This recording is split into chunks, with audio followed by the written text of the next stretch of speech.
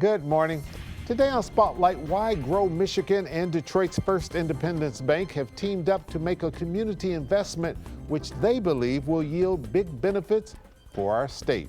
Grow Michigan CEO Patrick O'Keefe and Duron Sanders, managing member of SG Energy Solutions and a board member of the Black-owned bank, will join us. It's Sunday, September the 13th. I'm Chuck Stokes, and this is Spotlight.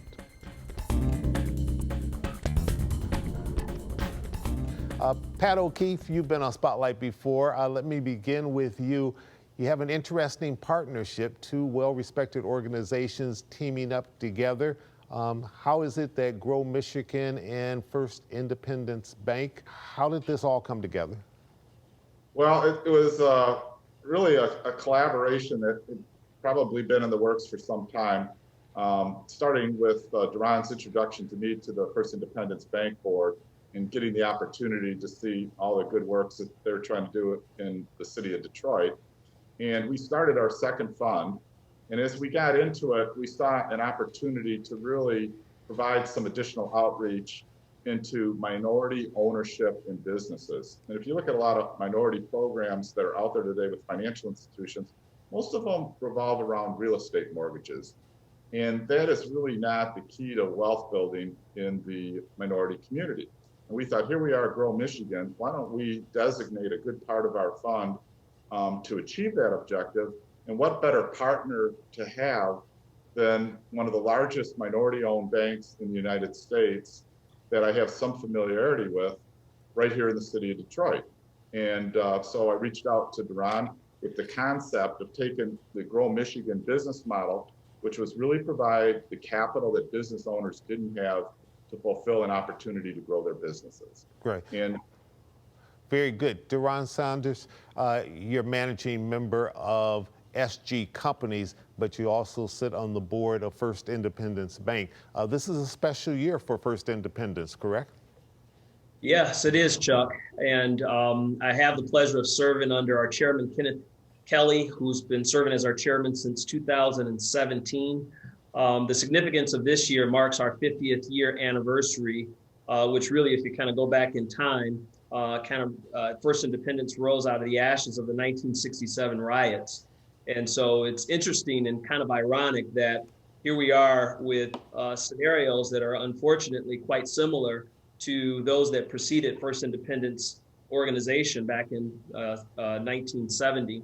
And Pat and I are really excited about Grow Michigan and the combination of combining First Independence Bank with Grow Michigan and providing loans to businesses that need it.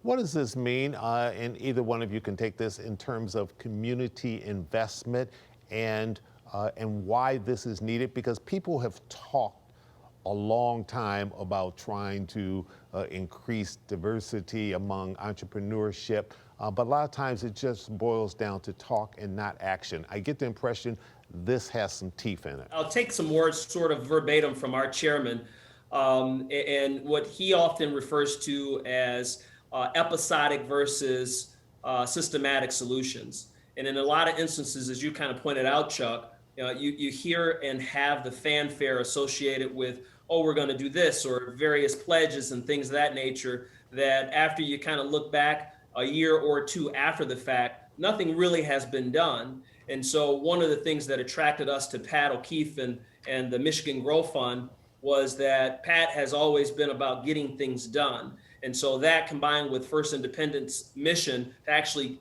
affect change and actually do things as opposed to just talking about those things, was what we thought was really a match made in heaven. And so some of the systematic solutions that we've come up with include Grow Michigan's desire to not only provide money to African American and minority-owned businesses, but also counsel. In a lot of instances, that's one of the missing pieces and key ingredients of allowing and assisting businesses to thrive and not just survive, but thrive. We need to take a quick little break. When we come back, Pat, I want you to talk about the expertise that Grow Michigan has shown for the last few years here. You've been successful under two different administrations, a Republican one and a Democratic one, and what that potentially means in terms of helping First Independence grow, but what it also means in terms of growing jobs in the state of Michigan. We'll be right back. Stay with us.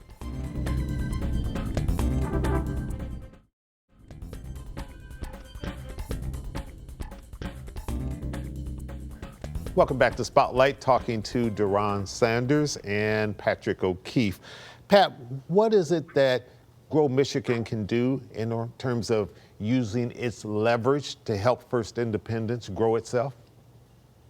Well, we've got, I guess, multiple facets to that. And one of our missions is to really get financial institutions who say they have committed capital to actually get that capital deployed. And so our goal is to use First Independence Bank first as a conduit for our transactional work, but also to assist them to participate in transactions that we identify. So we've put together a fairly lengthy advisory board of professionals in the community that know how to run businesses and are transactional merger and acquisition people that can identify opportunities. And we have outreach to companies that have minority supplier programs that may, if properly capitalized, give better opportunities to minority-owned firms. Is that the biggest challenge that you find organizations such as this have, because you've worked with so many different types of organizations, that access to capital? Right, and Deron and I have talked a lot about the access to capital issue, and there's not one financial institution that would ever say that they don't follow the Fair Lending Act and book deals that meet their credit quality.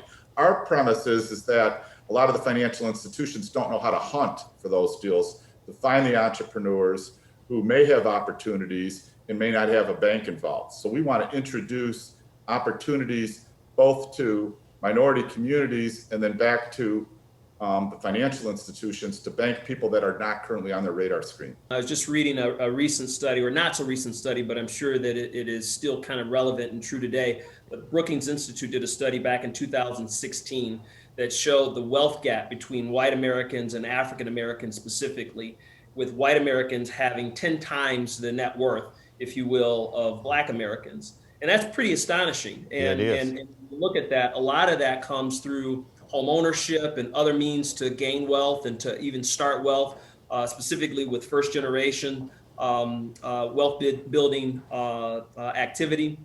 And so with us having the ability from a First Independence standpoint to really go after and seek those that have been to some extent left out and or disincluded or disenfranchised to some extent, we're trying to build a more inclusive manner in which we actually go after that. Part of Pat and our discussion when we were thinking about Grow Michigan 2 and what we would actually do to help positively impact change, it included, as Pat mentioned, us literally going out and hunting for those businesses as opposed to waiting for them to kind of come to us. Deron, you wear another hat as well. You're the managing member of SG Companies. What exactly is SG Companies, and how does this factor into all of this partnership, or does it? So indirectly, it does. It's part of kind of what I do on a day-to-day basis. SG Companies provides multifamily housing in southeastern Michigan. From single-family homes all the way up to multifamily communities. And then another aspect of our business includes the energy sector, where we provide field services, fleet management, and IT services to the utility space. And so as we, quite frankly, look to grow, it's access to capital and providing our perspective that actually I think is one of the things that we hopefully will lend to Grow Michigan 2, and for that matter, First Independence Bank, and the value that I've hoped to bring in providing my perspective as a business owner. Okay, we need to take another break. When we come back, Pat, I promise I'll give you a chance to talk about what this means in terms of big picture to the state of Michigan and increasing jobs in our state. We'll be right back.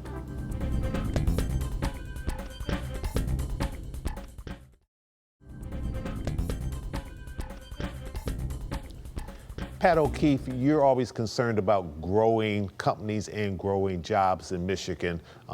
Is that how you measure success on the wide scale? And how are you measuring success in this partnership with First Independence?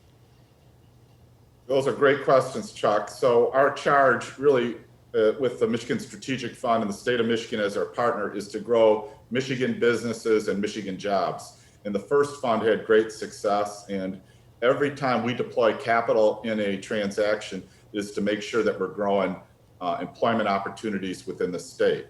The Grow 2 Fund will be along the exact same lines. Many of our financial institution partners look for the community reinvestment credit that comes from increasing jobs within the community. And so that will continue to be a focal point. The only difference now is that we have earmarked half our Grow Michigan 2 Fund at a minimum for minority business ownership.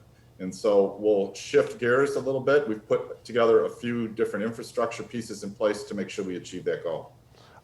There are some businesses that aren't eligible for this type of partnership with Grow Michigan, but I assume that manufacturing businesses are good candidates? They're outstanding. If you were to ask the Michigan Strategic Fund in terms of deploying state capital, manufacturing is their #1 concern. Our funds are really only restricted in 2 or 3 industries. We can't do entertainment, we won't do real estate, and hospitality. Beyond that, almost every industry is available, but the reality is about 80% of our funds in the first fund went to manufacturing opportunities. Duran, you mentioned earlier that this is the 50th anniversary of First Independence. As you look towards the future, what do you see and what kind of plans do you have to make it for hopefully another 50 years? Well, it's a great question, and kind of to look to the future, you got to kind of look to the past and even current state. And with that, current state suggests that unfortunately there may not be as many what are called MDIs or minority depository institutions. There's about 20 or so right now, and if you'd have asked me how many were there, over the last 10 years or so, that number would have been a little bit more than that, probably by 50% or so. So the market is shrinking, and we're seeing where some are even combining to some extent, and then some are obviously closing up because of a number of reasons. But as I look at First Independence and the strength of all that has been done over the years, and kind of what we're looking at doing now, both with Michigan Grow Fund 2, as well as our overall business plan. And you may have noted that Bank of America has made an announcement of $1 billion over 4 years that they're going to invest, with $300 million of that going into projects that include, advancement for racial equality. And First Independence was actually one of the beneficiaries of one of their initial investments as of last week or so.